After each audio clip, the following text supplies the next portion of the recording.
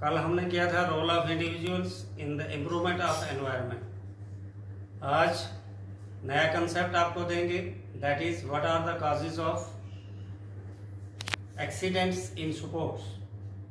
खेल कूद में चोट लगने के क्या क्या कारण हो सकते हैं। डियर स्टूडेंट्स, खेल कूद में चोट लगने के दो ही फैक्टर्स होते हैं, एक होता है इंट्रिंसिक फैक्टर और एक होता है एक्सट्रिंसिक फैक्टर।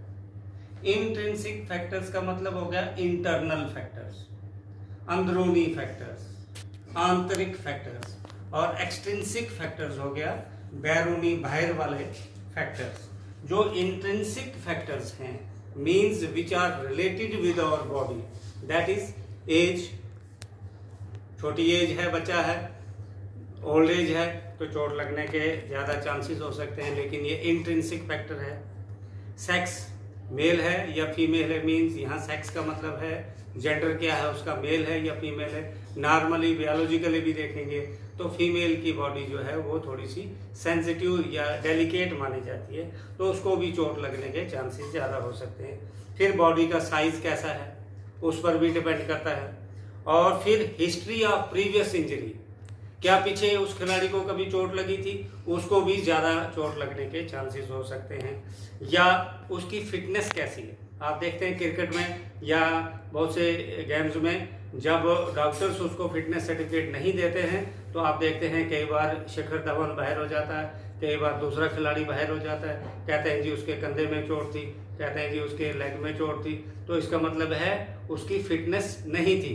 जब उसकी प्रॉपर फिटनेस नहीं है तो उस खिलाड़ी की सिक्योरिटी के लिए उसको उस खेल में खेलने का मौका नहीं दिया जाता। हालांकि खिलाड़ी प्रेस करता है कि मैं ठीक हूँ, मैं खेल सकता हूँ, लेकिन डॉक्टर्स और कोच डिसाइड करता है कि उसकी फिटनेस कैसी है। देन कम्स मस्कुलर स्ट्रेंथ कैसी है उसकी। अगर उसकी मस्कुलर स्ट्रेंथ, मसल्स की स्ट्रेंथ ज़्यादा स्ट्रांग है, ज़्यादा फ्लेक्सिबिलिटी है उसके पास, ज़्यादा स्किल है और ज़्यादा उसका साइकोलॉजिकली स्ट्रांग है, तो ज़्यादा इंटेलिजेंट है, तो ऐसे खिलाड़ी को इंट्रिंसिक फैक्टर स्ट्रांग होने की वजह से चोट नहीं लगती। तो these were the intrinsic factors, अंदर वाले फैक्टर्स, इनके कारण भी स्पोर्ट्स एक्सीडेंट्स होने के चांसेस होते हैं। Then comes extrinsic factors.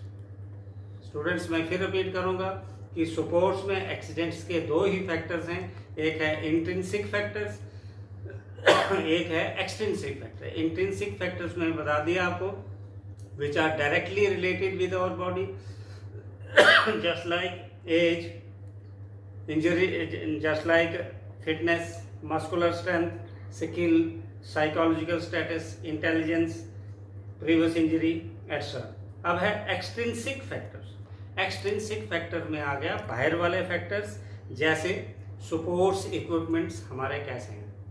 अगर किसी का बूट पूरा पर फिट नहीं है और उसको फिट नहीं आ रहा, वो उसको गिरा सकता है। अगर उसके लेग गार्ड्स या गार्ड्स प्रॉपर नहीं है, वो उसको गिरा सकता है। उसका किट प्रॉपर नहीं है तो उसमें एक्सीडेंट हो सकते हैं। वहाँ की क्लाइमेट कैसी है, ज़्यादा सर्द है, ज़्यादा गर्म है, मॉडरेट है, और जो कोचिंग हो रही है वहाँ, जो कोचिंग है और जो ऑफिशिएटिंग कर रहे हैं, जो रेफरी का काम, जो अंपायर का काम कर रहे हैं, वो किस टाइप का है। तो मेन काज जो है एक्सीडेंट्स के क्या है, लैक ऑफ स्किल।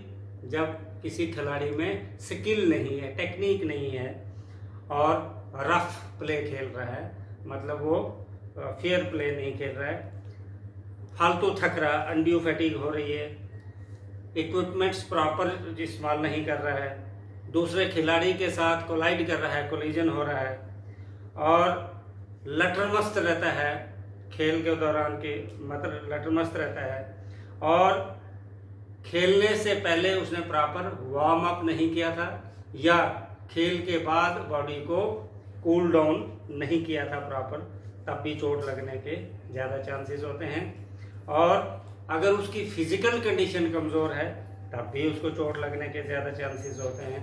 और अगर वो रूल्स एंड रेगुलेशंस को नहीं मानता है तो तब भी चोट लगने के चांसेस होते हैं। तो डियर स्टूडेंट्स, आज हमने किया what are the causes of injuries और एक्सीडेंट्स इन स्पोर्ट्स और मैंने आपको बताया 2 फैक्टर्स हैं, intrinsic factors and extrinsic factors. Thank you.